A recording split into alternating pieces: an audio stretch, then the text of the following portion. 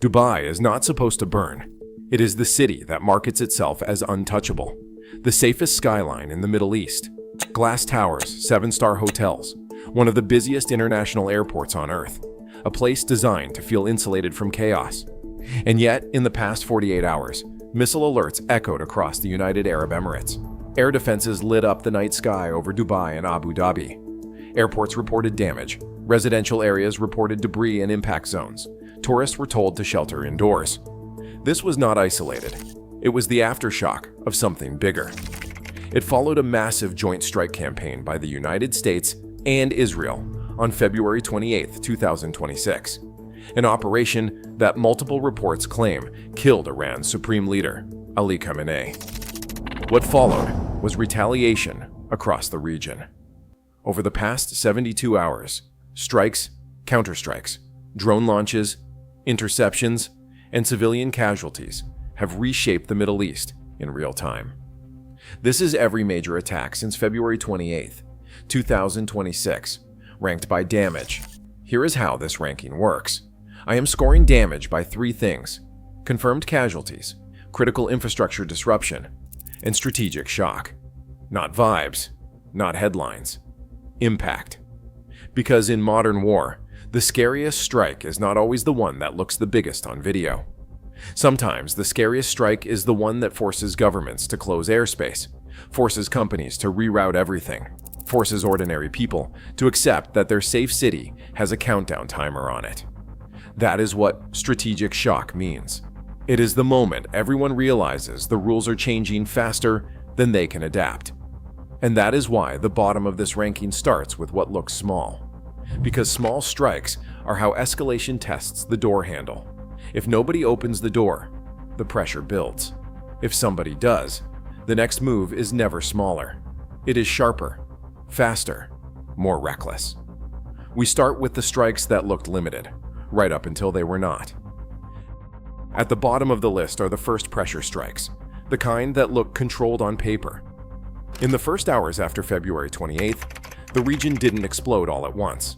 It pulsed.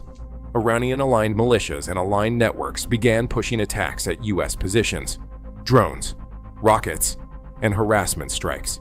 Air defenses activated. Interceptions were reported. Most impacts were described as limited: damage to infrastructure, disruptions to operations, occasional injuries. These weren't the strikes meant to win a war. They were meant to send a message.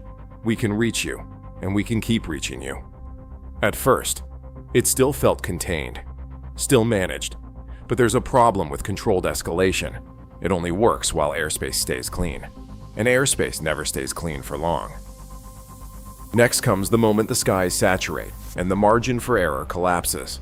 Once multiple launch points start firing, drones, missiles, counter-missiles, the region becomes a math problem at supersonic speed. Reports out of the Gulf described intense defensive activity and chaotic moments where even Allied aircraft were caught inside the confusion. Airspace was being closed, reopened, rerouted, closed again. Radar tracks multiplied. Interceptors launched at what they could identify fast enough. This is the kind of moment people do not picture when they say surgical strikes. Because a saturated sky does not just create danger from the enemy. It creates danger from your own side. And it creates a new kind of panic, the kind you cannot see from a distance. Pilots waiting for clearance, controllers making decisions with partial information, civilians hearing alerts, then silence, then alerts again. When the sky is crowded with objects moving that fast, the line between defense and disaster gets thin. When everything is moving that fast, mistakes stop being mistakes. They become casualties, and this is the psychological shift. This is when a conflict stops feeling like operations and starts feeling like instability. Higher on the list is the widening blast radius, when Gulf infrastructure and aviation start absorbing the shock. Then the geography widened. Strikes and attempted strikes targeted infrastructure in Gulf states like Qatar and Bahrain, places that host major United States facilities and sit at the center of regional logistics. Interceptions were reported, but debris and limited impacts still caused injuries and disruptions. Airports briefly disrupted operations. Civilian areas went on alert, and when the Gulf starts closing airspace, The ripple isn't local.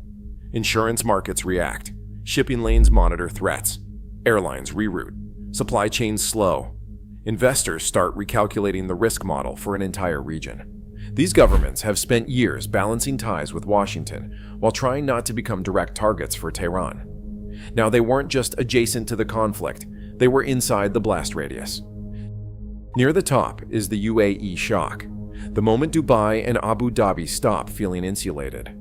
Overnight, missile defense batteries activated above the United Arab Emirates. Dubai and Abu Dhabi, cities built to feel insulated from chaos, reported impacts, debris zones, and damage near key infrastructure, including airport-related areas. Even where physical damage was limited, the psychological effect was enormous. Dubai's brand is stability. And for one night, that illusion cracked. The message was not just that we can hit something. The message was that we can hit the idea of safety. Airspace closures rippled across multiple countries. Risk premiums climbed. Businesses quietly triggered contingency plans they hoped they would never need. Because when a place like Dubai takes alarms seriously, the whole region feels less predictable. But this still was not the deadliest strike. Because damage is not only measured in shattered glass, sometimes it is measured in who is under it. Second on the list is the moment civilians take the hit in Israel, when one missile landing changes the conversation. In Israel, dozens of Iranian ballistic missiles were launched toward population centers. Most were intercepted. That is what layered missile defenses are designed to do. But not all of them. Reports described at least one strike penetrating defenses and impacting a residential area, with civilian casualties confirmed. Emergency crews worked through rubble. Families were pulled from damaged buildings. The footage was the kind that stops being news and becomes trauma. Israel's defense systems can intercept the majority of threats, but no system is perfect. And when even one missile lands in a neighborhood, the strategic conversation ends. It becomes human. People stop arguing about percentages and capabilities and start counting names. That is why civilian impact climbs so high in a damage ranking. It does not just hurt. It reshapes what leaders are allowed to do next. It hardens public opinion. It collapses the space for restraint. Which brings us to the top of the ranking. The strike did not just escalate the war, it changed its shape. On the morning of February 28th, US and Israeli forces launched coordinated operations targeting leadership and military infrastructure inside Iran. Reports claim that Ali Khamenei was killed during these strikes, alongside senior officials. Leadership was the target. If confirmed in full detail, it would represent one of the most dramatic decapitation operations in modern history. For decades, the conflict between Israel and Iran remained indirect, conducted through cyber attacks, proxy warfare, and targeted assassinations in the shadows. This was different. This was direct and regime level. Iran declared national mourning. Massive gatherings formed. Calls for retaliation intensified. The language shifted. The stakes shifted. The region shifted, and once the conflict reaches that level, everything beneath it gets pulled upward. Every later strike is no longer just retaliation. It is proof of resolve. It is proof of survival. It is proof that the other side cannot set the terms alone. But the deadliest single event did not happen in a capital. It happened in Minab.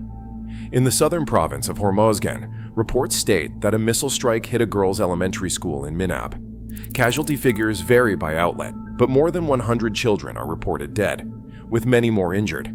Footage circulated showing rescue crews pulling bodies from collapsed classrooms, parents screaming, emergency responders overwhelmed. Whether the missile was targeting a nearby military installation or whether the school was directly hit remains disputed and under investigation. But here is what is not in dispute. When children die in a war, the narrative hardens.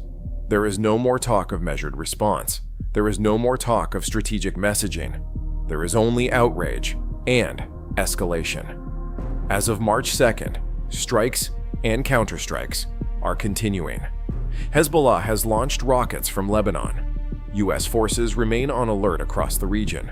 Iran's remaining missile stockpile is still substantial. Airspace closures now stretch across multiple countries. Regional governments publicly urge de-escalation while privately preparing for further rounds. Total reported casualties across multiple countries have crossed into the hundreds, and this happened in less than 72 hours. For 45 years, hostility simmered between the United States and Iran through sanctions, proxy wars, assassinations, and nuclear brinkmanship. But once direct strikes hit leadership and civilian infrastructure, the conflict changes shape. This is no longer a shadow war. This is regional confrontation, and the ranking by damage may not stay the same, because the next strike could move everything up the list. And the damage is not finished yet.